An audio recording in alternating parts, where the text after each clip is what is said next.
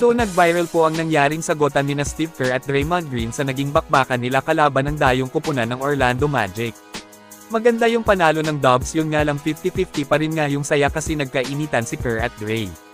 Matapos tumawag ng timeout ang Warriors coach sa 8-minute mark ng third quarter, ay nagkasagutan dito sina Dray at Steve Kerr. Well, nang matanong si Kerr sa kanyang interview pagkatapos ng game versus Orlando patungkol sa nangyari nila ni Draymond, ay walang ibang sinabi dito ang Warriors coach veteran. Punto lang niya dito, tumawag siya ng timeout sa mga oras na yon kasi nakita niyang nawala nga daw po ang focus nila sa laro.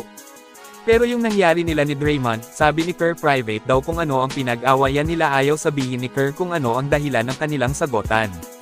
Pero itong si Dray mukhang may gusto na mangyari talaga, lumalabas na gusto na yatang umalis sa Warriors ni Green. Sinabi niyang basketball ang pinag-awayan pero matik naman yan, at walang pag-alinlangan dito na sinabi ni Dray na hindi na siya masaya ngayon sa GSW. Dahil sa 15-15 po daw ang umpisa nila, ibig sabihin ang hindi magandang umpisa ngayon ng Dubs ang dahilan kaya palaging umiinit ang ulo niya.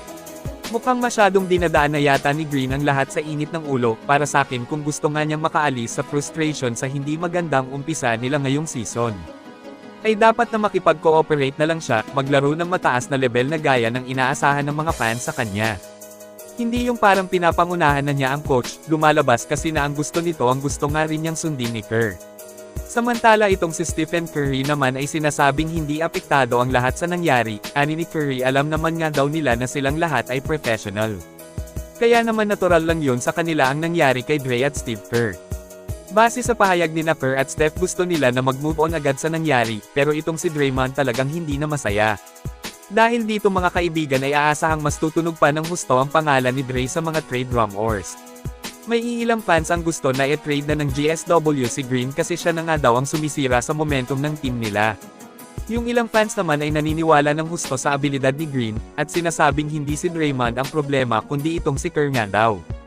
Hindi naiintindihan ngayon ng mga fans ang estilo ng kanyang pagko-coach. Kayo mga kaibigan, sino sa tingin nyo kina Dray at Kerr ang dapat na palitan? I-comment lang po yan sa ibaba at akin pong babasahin yan. Maraming salamat po, mag-iingat at God bless sa lahat.